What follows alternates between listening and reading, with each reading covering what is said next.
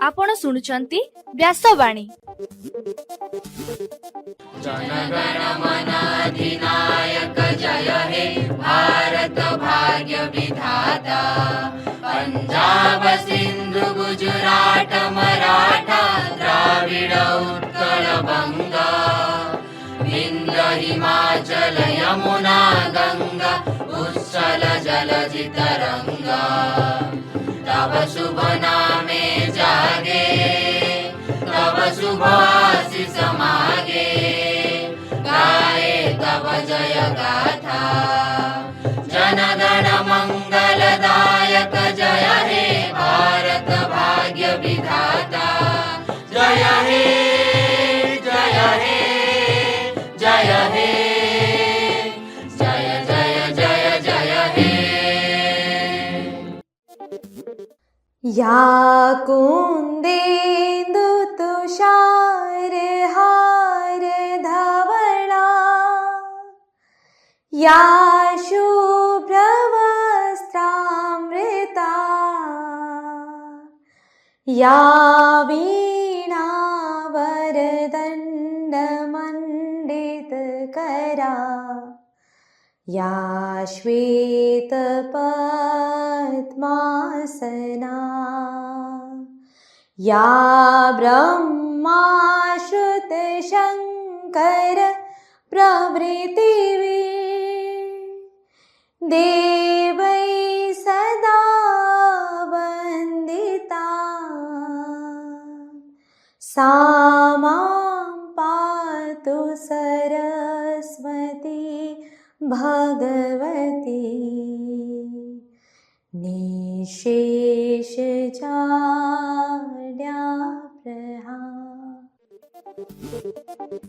नमस्कार व्यासवाणीर खबर सहित मु नंदिनी। प्रथमे मुख्य खबर। वर्ल्ड मैंग्रोव डे बा लुणा जंगलर संरक्षण दिवस अवसर में आज फकीरमोहन विश्वविद्यालय छात्र छात्री मध्य प्रबंध प्रतियोगिता आयोजित होब। फकीरमोहन विश्वविद्यालय राज्य संगति शिविर उद्यापित। आसंताकाली महाप्रभुंक बाहुड़ा यात्रा अनुष्ठित हेब। पुरी रे श्रद्धालुंक भिड़ सुपरिचालना पई विभागीय अधिकारी मानंकु परामर्श देले मुख्यमंत्री। प्राकृतिक विपर्यय मुकाबिला पई संबलपुर ठारे राज्यर तृतीय डॉपलर रैडर कार्यक्रम हेला। अनुसूचित जाति और जनजाति मामलार त्वरित शुणाणी पई राज्य में 6टी स्वतंत्र कोर्ट प्रतिष्ठा करा जिवो। नीट प्रश्नपत्र लीक मामला को केंद्र करी विरोधी हटगोल जोगु संसद में अचलावस्था जारी। जम्मू काश्मीर रे आतंकवादी आक्रमण रे जड़े पुलिसकर्मी शहीद। भारतीय नौसेना रे सामिल हेला आईएनएस। स्कॉटलैंड ग्लासगो सहर में आज राज्यगोष्ठी क्रीड़ा आरंभ। अन्यपटे जिम्बाब्वे विपक्ष में भारत आज प्रथम थर T20 मैच खेलिबो एवं आसंता 24 घंटा मध्य उपकूल ओडिशा विभिन्न स्थान में प्रबल वर्षा हेबा नै पाणीपाग विभागर सूचना। एबे संपूर्ण खबर। प्रतिवर्ष जुलाई 26 तारिख रे वर्ल्ड मैंग्रोव डे बा विश्व लुणा जंगल संरक्षण दिवस पालन करा जाए। एही दिवस पालनर अव्यवहित पूर्व फकीरमोहन विश्वविद्यालय छात्र छात्री मध्य आज लुणा जंगलर गुरुत्व और संरक्षण विषय वस्तु को नहीं एक प्रबंध प्रतियोगिता कार्यक्रम आयोजन करा जाइछि। विश्वविद्यालय उद्भिद विज्ञान विभाग एवं मैंग्रोव रिसर्च सेंटर मिलित आनुकूल्य रे एही कार्यक्रम अनुष्ठित हेब। एही प्रतियोगितार स्नातकोत्तर छात्र छात्री अंशग्रहण करिपारिबे। प्रबंध प्रतियोगिता पूर्वाह्न 11:30 रु 12:30 पर्यंत चलिबो। सेहीपरि मध्याह्न 12:30 रु अपराह्न 3:30 पर्यंत एक मौखिक उपस्थापना प्रतियोगिता आयोजन कराजिबो। एथिरे स्नातकोत्तर छात्र छात्री समेत पीएचडी छात्र छात्री अंशग्रहण करिपारिबे। उद्भिद विज्ञान विभागर लेक्चर थिएटर 1 ठारे एही समस्त प्रतियोगिता आयोजन कराजिबो एवं इच्छुक छात्र छात्री माने एथिरे भाग नेबाकू विश्वविद्यालय पक्षरु अनुरोध करा जाइछि। उच्च शिक्षा विभाग और फकीरमोहन विश्वविद्यालय जातीय सेवा योजना ब्यूरो पक्षरु आयोजित 5 दिनिया राज्य संगति शिविर उद्यापित हो सारी। एही शिविर रे ओडिशार 13टी विश्वविद्यालय प्राय 200 जन स्वेच्छासेवी और कार्यक्रम अधिकारी अंशग्रहण करथिले। उद्यापनी समारोह रे स्नातकोत्तर परिषद अध्यक्ष प्रोफेसर संतोष कुमार अग्रवाला सभापतित्व करथिले। से समाज और देशर कल्याण पई निष्ठार सह कार्य करबाकू स्वेच्छासेवी माननकू आह्वान देथिले। एवं कुलसचिव कुकुमिना दास शिविररू मिलिथिबा अनुभूति समाज सेवारे प्रयोग करने को परामर्श देइथिले।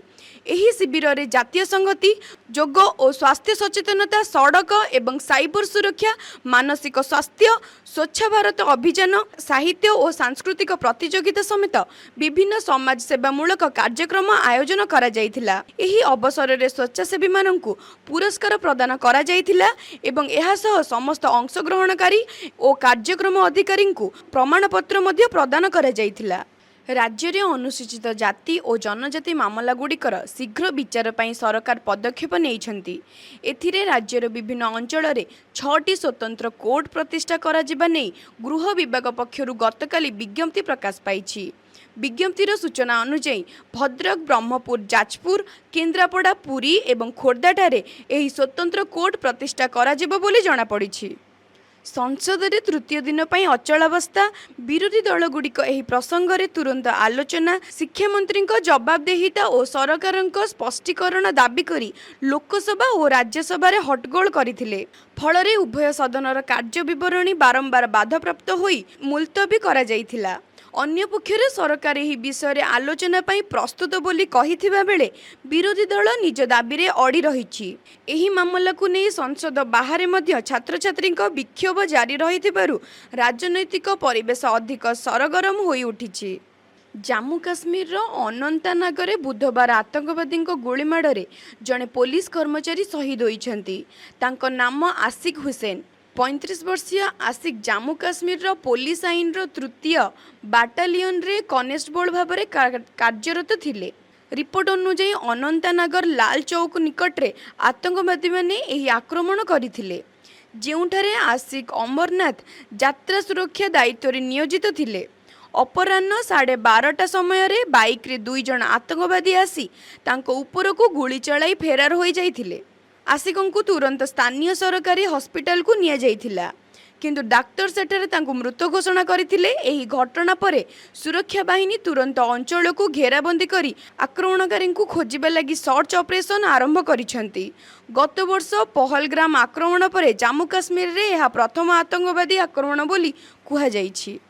स्वदेशी ज्ञान कौशल रे निर्मित द्वितीय आईएनएस मालभान नामक एक युद्ध जहाज भारतीय नौसेना रे सामिल होइछि। गतकाली कर्णाटकर करवार ठारे एहाकु समुद्र रे छड़ा जाइछि। वायुसेना मुख्य air chief marshal AP Singh मुख्य अतिथि भावे जोगदेई एहार शुभ उद्घाटन करथिले। कोचिन रो एक जहाज निर्माणकारी संस्था द्वारा एही युद्ध जहाज तैयारी करा जाइछि। उपकूलवर्ती अंचल रे तथा कम पानी थिबा स्थान रे एही युद्ध जहाज चलाचल करबाकू सक्षम एवं शत्रु पक्षरु आक्रमण करि परिबो बोली जणा पड़िछि। स्कॉटलैंडर ग्लास्गो सहर रे 23तम राज्यगोष्ठी क्रीड़ा आजिठारु आरंभ हेउछि। एहा आसंता अगस्ट 2 तारिख पर्यंत चलिबो। एही क्रीड़ा रे 74टी देशरु प्राय 3000 खेलाड़ी भाग नेबे। मोट 10टी मुख्य क्रीड़ा विभाग एवं 6टी पारा क्रीड़ा बा भिन्नक्षम क्रीड़ा विभाग रे खेलाड़ी माने अंशग्रहण करिवे। चलित वर्ष भारत पक्षरु 126 जन खेलाड़ी एथिरे अंशग्रहण करिसंती। अन्यपटे जिम्बाब्वेर हरारे ठारे आजिठारु भारत और जिम्बाब्वे मध्य 3टी मैच विशिष्ट T20 सीरीज आरंभ हेउछि। आज अपराह्न 4:30 समय रे प्रथम मैच आरंभ हेबो बोली सूचना मिलिछि। एबे पाणीपाग खबर। लघुचाप प्रभाव में सारा राज्य में हालुकरू मध्यम धरणर वर्षा जारी रही। भुवनेश्वर आंचलिक पाणीपाग केन्द्र सूचना अनुसार आसंता 24 घंटा मध्य उपकूल ओडिशार विभिन्न स्थान में प्रबल वर्षा हेबार संभावना रही। विशेषकर बालेश्वर, भद्रक, जाजपुर, केन्द्रापड़ा, जगतसिंहपुर, कटक, पुरी, खोर्धा और गंजाम जिलार केतेक स्थान में प्रबल वर्षा हेबा सह घड़घड़ी और बिजुली हेबार आशंका रही। एहाकु दृष्टि रखी जरूरी काम नथिले लोकमानकु घरु बाहरकु न जिबा लागि परामर्श दिया जाइछि। सेहिपरि घड़घड़ी समय रे पोखरी और नदीकूल ठारू दूरे रहिबा सहित गछ तळे आश्रय न नेबाकु सतर्क करि दिया जाइछि। समुद्र अशांत रहुथिबारु मत्स्यजीवी मानकु समुद्रकु न जिबा पई मध्य पाणीपाग केन्द्र पक्षरु कुहा जाइछि। एबे आसंतु सुनिबा आजिर स्वास्थ्यवाणी। एथिरे सुनंतु पिजुळीर स्वास्थ्य उपकारी गुण संपर्क रे। आजिकालीर व्यस्त और असंतुलित जीवनशैली मध्य मनीष धीरे धीरे विभिन्न रोगर शिकार हेउछि। ठंडा काशरू आरंभ करी डायबिटीज, रक्तचाप, हृदरोग पर्यंत ସାଧାରଣ ସ୍ୱାସ୍ଥ୍ୟ ସମସ୍ୟା ହୋଇପଡ଼ିଛି। ଏପରି ସମୟରେ ସୁସ୍ଥ ରହିବା ପାଇଁ ପ୍ରାକୃତିକ ଓ ପୋଷକଯୁକ୍ତ ଖାଦ୍ୟ ଗ୍ରହଣ ଅତ୍ୟନ୍ତ ଆବଶ୍ୟକ। ଏହି ପ୍ରସଙ୍ଗରେ ଆମ ଆଖପାଖରେ ସହଜରେ ମିଳୁଥିବା ପିଜୁଳି ଏକ ଉତ୍ତମ ଫଳ ଓ ସ୍ୱାସ୍ଥ୍ୟ ପାଇଁ ଅତ୍ୟନ୍ତ ଉପକାରୀ। ଆଧୁନିକ ଯୁଗର ଅନିୟମିତ ଜୀବନଶୈଳୀ, ଖରାପ ଖାଦ୍ୟାଭ୍ୟାସ ଏବଂ ଅତ୍ୟଧିକ ମାନସିକ ଚାପ ମଧ୍ୟରେ ଲୋକେ ବିଭିନ୍ନ ରୋଗରେ ପୀଡ଼ିତ ହେଉଛନ୍ତି। ବିଶେଷଜ୍ଞମାନଙ୍କ କହିବା ଅନୁସାରେ ନିୟମିତ ପିଜୁଳି ଖାଇଲେ ଅନେକ ଦୀର୍ଘକାଳୀନ ରୋଗରୁ ରକ୍ଷା ମିଳିପାରେ। ଗବେଷଣାରୁ ଜଣାପଡ଼ିଛି, କମଳା ତୁଳନାରେ ପିଜୁଳିରେ ଅଧିକ ପରିମାଣର ଭିଟାମିନ୍ ସି ରହିଥାଏ। ଏହା ଶରୀରର ରୋଗ ପ୍ରତିରୋଧ ଶକ୍ତିକୁ ବଢ଼ାଏ ଏବଂ ଥଣ୍ଡା, କାଶ, ଜ୍ୱର ଓ କେତେକ ସଂକ୍ରାମକ ରୋଗରୁ ସୁରକ୍ଷା ଦେଇଥାଏ। ପିଜୁଳି ପାଚନ ପ୍ରକ୍ରିୟାକୁ ବଢ଼ାଇବାରେ ସହାୟକ ହୁଏ। ପିଜୁଳିରେ ଥିବା ତନ୍ତୁ ସ୍ୱାସ୍ଥ୍ୟ ପାଇଁ ଖୁବ୍ ଉପକାରୀ। ବଦହଜମି, ଗ୍ୟାସ୍, ଅଜିର୍ଣ୍ଣ ଭଳି ସମସ୍ୟାରେ ପିଜୁଳି ଏକ ପ୍ରାକୃତିକ ଔଷଧ ଭଳି କାମ କରେ। ଡାକ୍ତରମାନେ କୁହନ୍ତି, ପାଚିଲା ପିଜୁଳି ପେଟକୁ ସଫା ରଖେ ଏବଂ କଞ୍ଚା ଡାଇରିଆ ନିୟନ୍ତ୍ରଣରେ ସାହାଯ୍ୟ କରେ। ପିଜୁଳିର ଗ୍ଲାଇସେମିକ୍ ଇଣ୍ଡେକ୍ସ କମ୍ ଥିବାରୁ ଏହା ରକ୍ତରେ ଶର୍କରା ସ୍ତରକୁ ହଠାତ୍ ବଢ଼ାଇବାକୁ ଦିଏ ନାହିଁ। ପିଜୁଳିରେ ଥିବା ପୋଟାସିୟମ୍ ଓ ଆଣ୍ଟିଅକ୍ସିଡେଣ୍ଟ ସ୍ୱାସ୍ଥ୍ୟକୁ ସୁସ୍ଥ ରଖିବାରେ ସାହାଯ୍ୟ କରେ। ଏହା ଉଚ୍ଚ ରକ୍ତଚାପ କମାଇ ହୃଦରୋଗ ଓ ଷ୍ଟ୍ରୋକ୍ ସମସ୍ୟା ହ୍ରାସ କରେ। ନିୟମିତ ପିଜୁଳି ଖାଇଲେ ଖରାପ କୋଲେଷ୍ଟ୍ରଲ୍ କମିଥାଏ। ଚର୍ମ ସୌନ୍ଦର୍ଯ୍ୟ ପାଇଁ ପିଜୁଳି ମଧ୍ୟ ଅତ୍ୟନ୍ତ ଲାଭଦାୟକ। ଏଥିରେ ଥିବା ଭିଟାମିନ୍ ଓ ଅକ୍ସିଡେଣ୍ଟ ଚର୍ମକୁ ଉଜ୍ଜ୍ୱଳ ରଖେ। ପିଜୁଳି ପତ୍ରର ରସ କେଶ ଝଡ଼ା କମାଇବାରେ ସାହାଯ୍ୟ କରେ। ଓଜନ ବଢ଼ୁଥିବା ଲୋକଙ୍କ ପାଇଁ ପିଜୁଳି ଏକ ଉତ୍ତମ ଫଳ। ଏଥିରେ କ୍ୟାଲୋରି କମ୍ ଓ ଫାଇବର ଅଧିକ ଥିବାରୁ ଦୀର୍ଘ ସମୟ ପର୍ଯ୍ୟନ୍ତ ଭୋକ ଲାଗେ ନାହିଁ। ଏହା ଓଜନ କମାଇବାରେ ସହାୟକ ହୋଇଥାଏ। ବିଶେଷଜ୍ଞଙ୍କ ମତରେ ପିଜୁଳିରେ ଥିବା ଆଣ୍ଟିଅକ୍ସିଡେଣ୍ଟ ଶରୀରର କର୍କଟ କୋଷ କମାଇବାରେ ସାହାଯ୍ୟ କରେ। ସୁସ୍ଥ ଶରୀର ପାଇଁ ପ୍ରତିଦିନର ଖାଦ୍ୟ ତାଲିକାରେ ପିଜୁଳିକୁ ସାମିଲ କରନ୍ତୁ। ଆଜିର ଖବରକୁ ଏଇଠି ରଖୁଛୁ। ନମସ୍କାର।